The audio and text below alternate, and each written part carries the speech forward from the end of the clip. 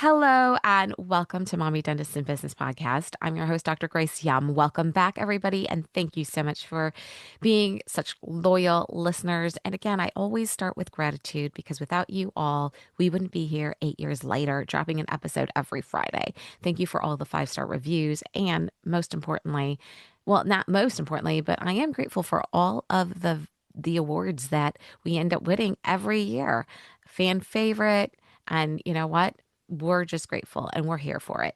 Today, I have a special guest that I think you will all learn from. And her name is Dr. Rania Saleh. She is a dentist and she is the founder and CEO of Oryx Dental, which is a cloud based dental practice management software. Welcome to the show. Thank you so much for having me. I'm very interested and excited to hear your story. I would love for you to tell our community a little bit about yourself, what you do, and how you got to where you are today. Yeah, sure. I come from a family of dentists where both my parents are dentists and so are my siblings. So dentistry was a very obvious choice for me. I went to school and, like many of us, started an associate job.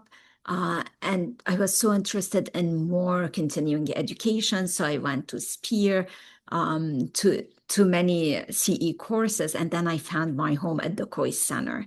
I really love the evidence-based dentistry. Yes. I love John's systematic approach to things. And I'm like, this is the way I want to practice. And in the midst of the financial crisis, I decided to open my startup practice and decided to make it a fee-for-service practice, Mm, which was not an obvious choice at the time. And eventually that led to Oryx. that is wonderful. Now, I believe you started Oryx in 2016, and it sounds like you started your private practice. And when you say in the midst of the financial crisis, I'm assuming that was 2008. Yeah, it was.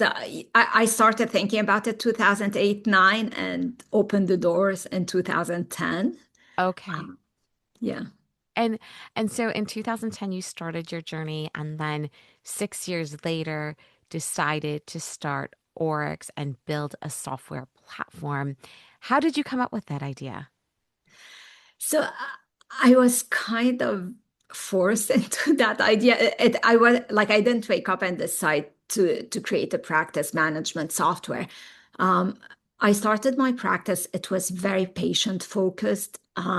It's it's a startup. You don't have that many patients, so you can really focus on the journey, give patients that amazing experience. So we Mhm. started getting all these great reviews. The practice grew into multi-specialty, multi-locations. We were doing so well. Then I got pregnant with twins. Mm. Uh, Oh. and on my 12-week checkup, thinking like it's so great and planning like many months from now how I'm gonna transition, the doctor said your cervix is getting very short and you Mm. have to go on bed rest. And I'm like, okay, let's plan it. And he's like, no planning today. Like, Mm. I'm like, no, no, no, but I have patients tomorrow. He's like, no, Mm. you're not understanding. You're not going back to work. No. Uh, and that was a shock to me, but I'm like, okay, I have my associates who reshift the schedule. They can handle it. They know what to do. Um, and it didn't go as planned. Things started falling through the cracks. We started seeing bad reviews for the first time. And it wasn't that they weren't great associates or great at doing what they were doing. I realized that a lot of the systems that we had in the practice were just in my head. Um, and we needed to translate that into something better. Mm. So my husband, who's a software engineer, Mm. started helping me like just create a system to make my office work. Mm. When I started showing it to other people, they got so interested in it and they're like, why don't we practice this way? And this Mm. is how Oryx started. That's wonderful. Now, I think that I hear so many things that like one thing led to another, and that organically grew into building a software platform, and you have the benefit of being married to someone who can build you this platform. What gave you the courage to leap from the clinician's chair to coming up in this business? And are you still practicing dentistry? I'm not practicing anymore. Once the company started growing, I had to let go of practicing and work more on the software as a whole.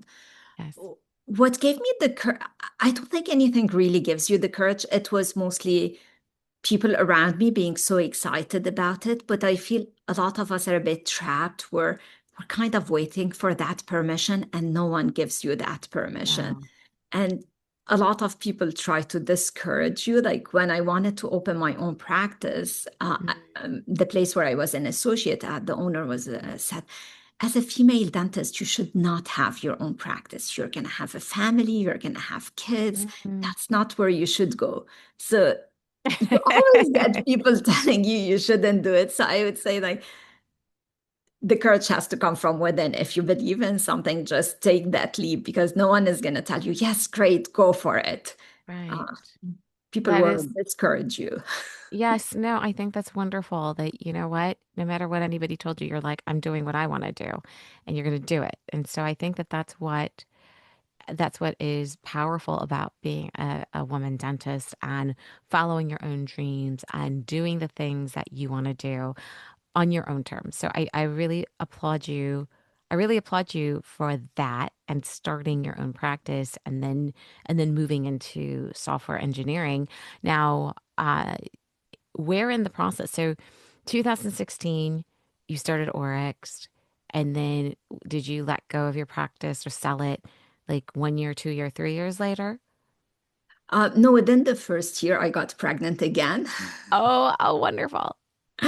And I had to go on bed rest again. And it happened at a time where I had the perfect partner slash associate. Mm-hmm. And uh, he was a periopros.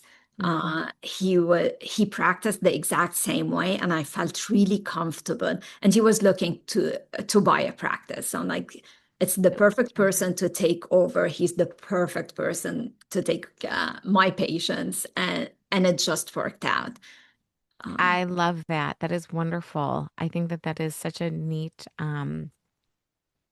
story because all the stars aligned, like everything kind of happened for a reason and it led you down this path. Now, software is a big decision, right, for dental practices. It's not just the expense, it's just training teams, making sure it works for the practice.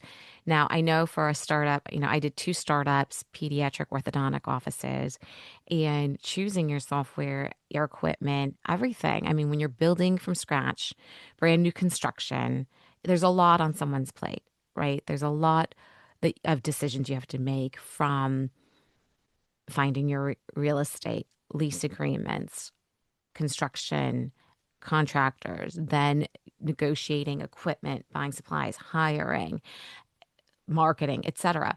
There are so many decisions that go on when you're starting, but also if you're buying a practice, if you're buying something, now if you're an associate and you worked in there, you obviously have a leg up because you know the practice. But if you're buying something cold, you have to jump in and learn their system and learn their management system. I'm curious what your kind of advice is for people who are just starting out or bought a new practice, what your advice is on when they look at practice management softwares and how to choose the best one for them. yeah, I think the decision has to come from what type of practice you want to have. You have to choose a software that is going to grow with you.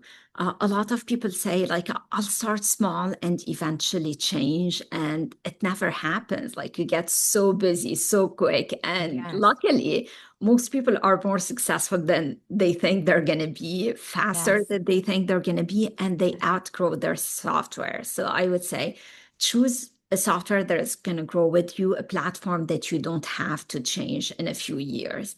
So Okay. that would be one thing to think about.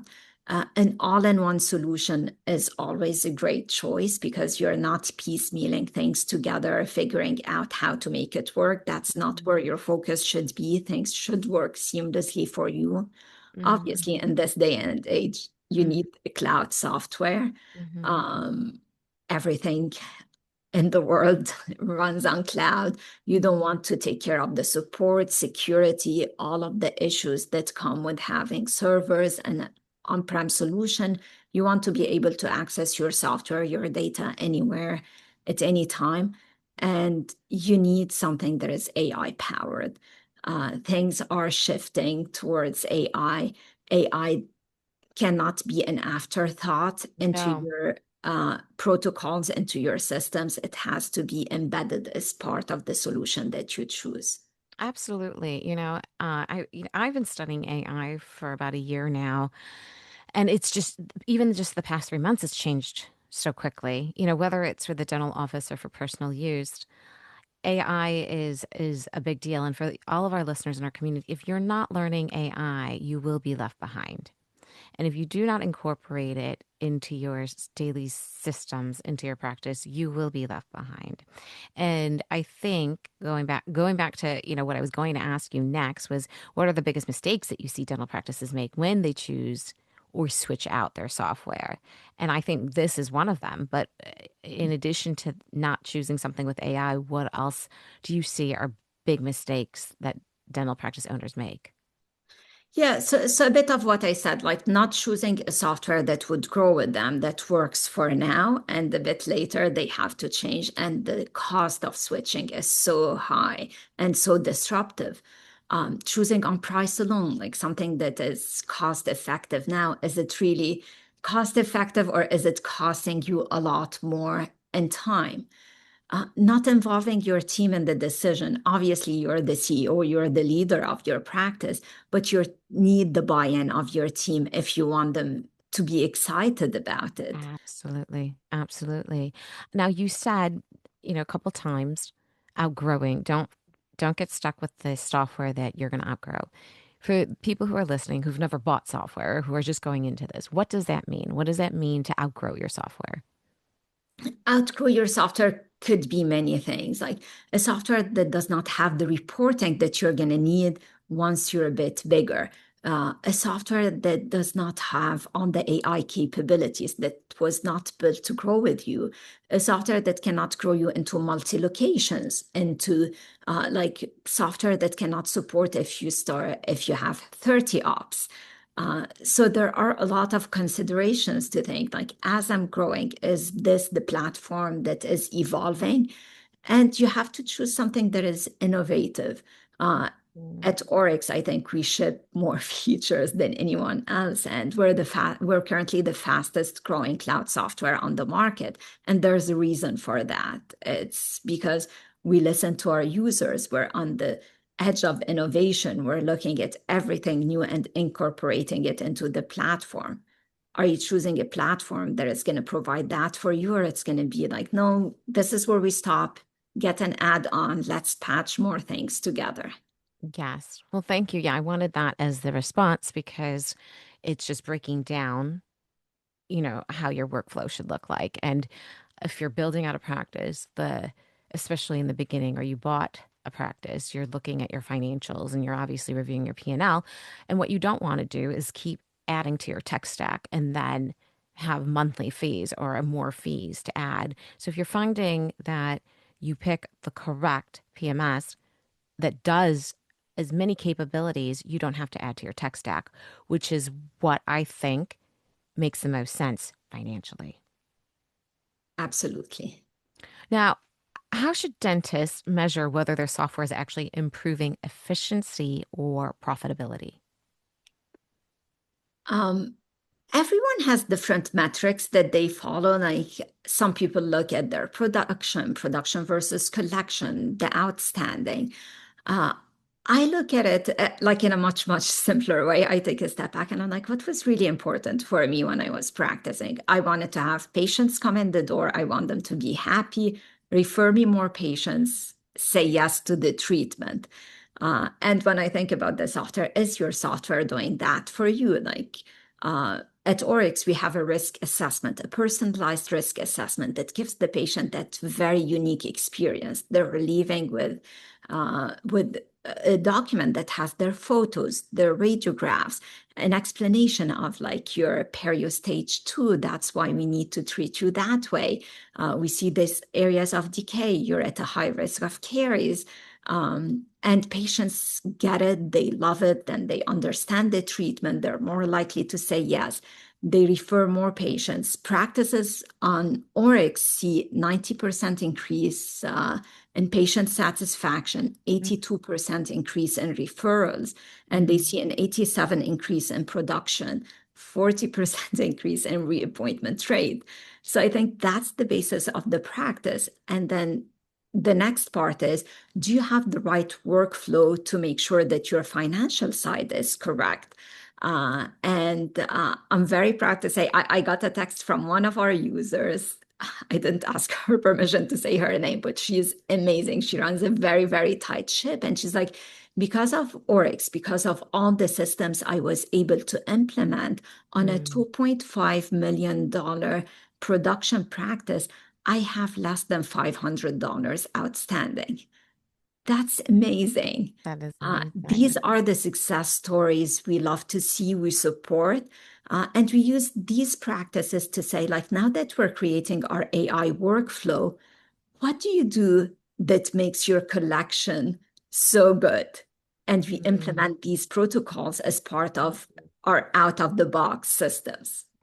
No, I think that's amazing. And I think that, if I were to start all over again, my office ownership days were back in 2007, and if I things have changed so much from 2007, 2008 all the way.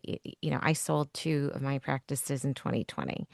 And if I had the equipment and all the capabilities that is available today, I can't even imagine how much more profitable, how much more efficient, how much more faster the practice would have grown with all the right tools in place.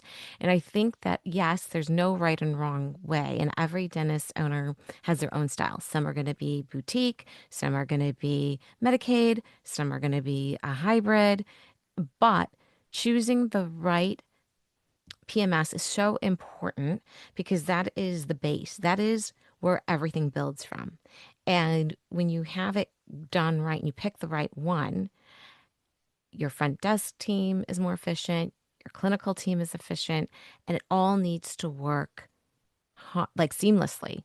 And then if you do want to add other third party things that, bells and whistles, then it can work again seamlessly. And I think it's tremendous that you designed and built a practice management software with the dentist perspective in mind, because how many times do we find something or use something that's missing something, or you're like, I wish they had this or I wish they had that, but they don't know because they're not the dentist, right?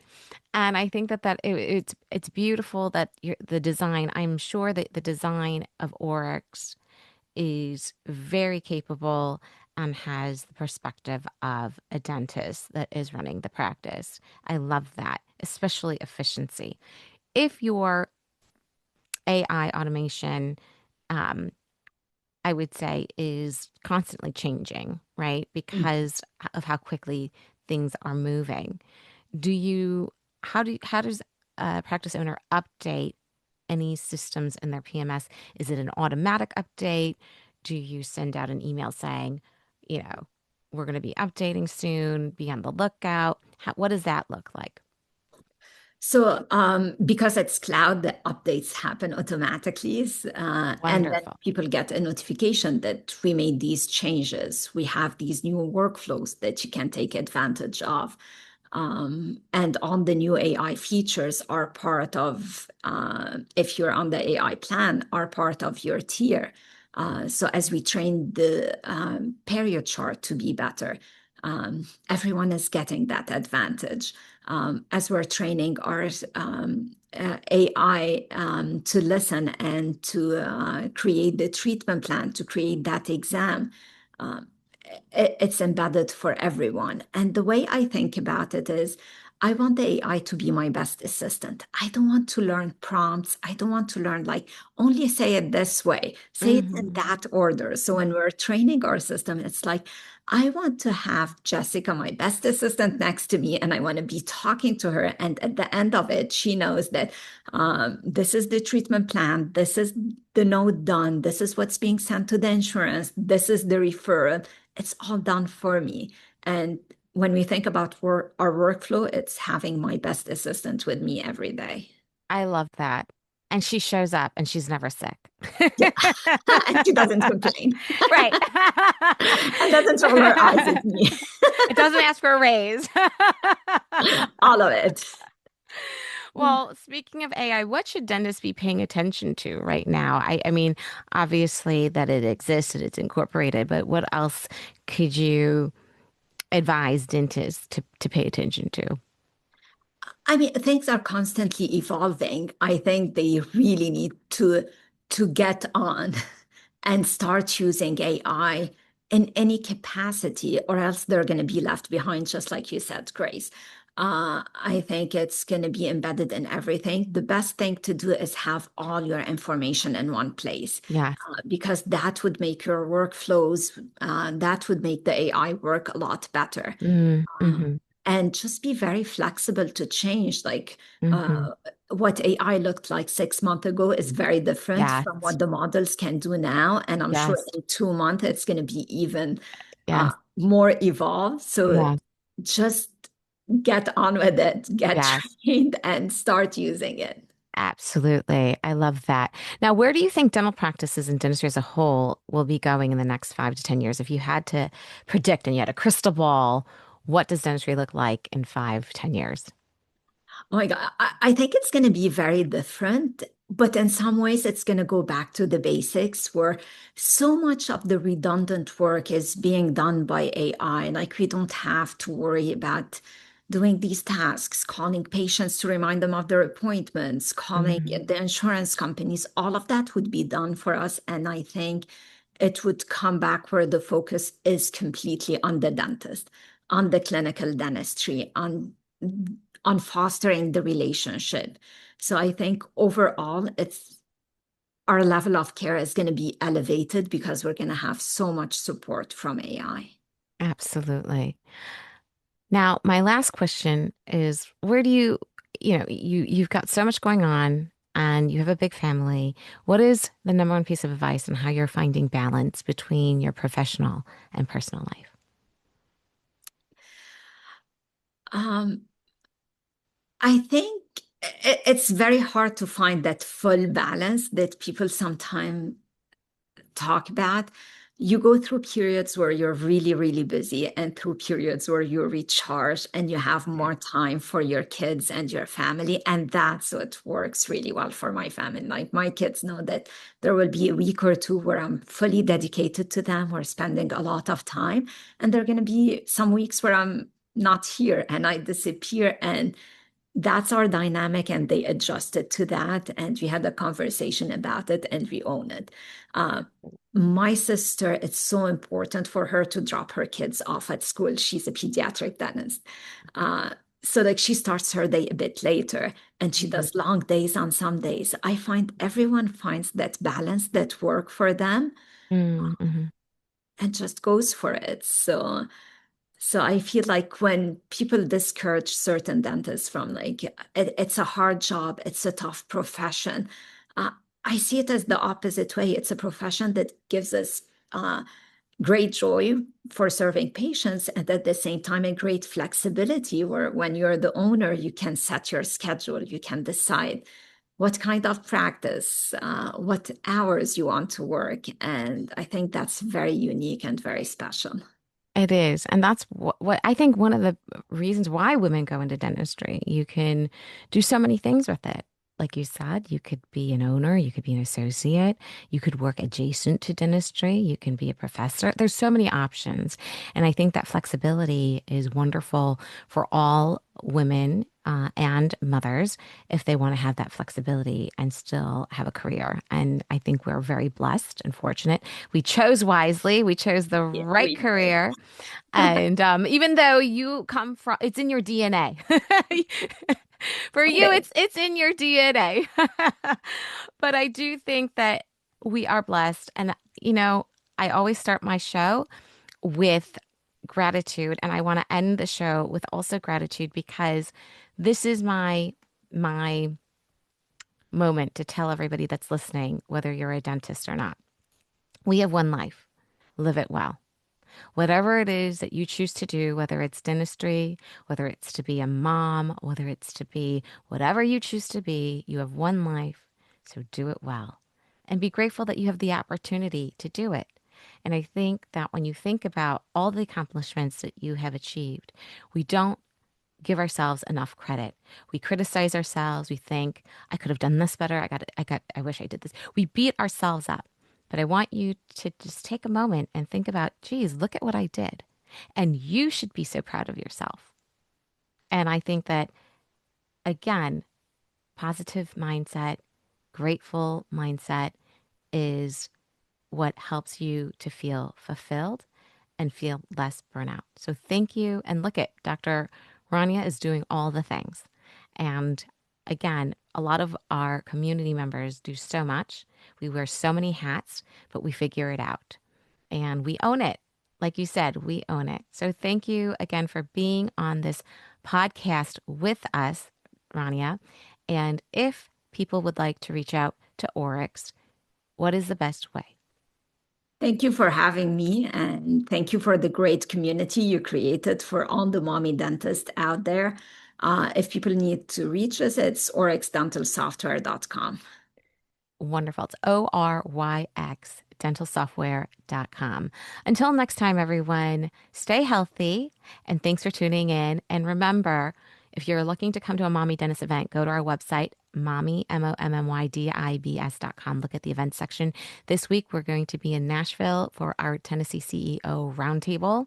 And we've got the Social Summit coming up in the fall. We have one July event that's going to be intimate. There's only 3 seats left because I'm only taking 20. It's more of a workshop.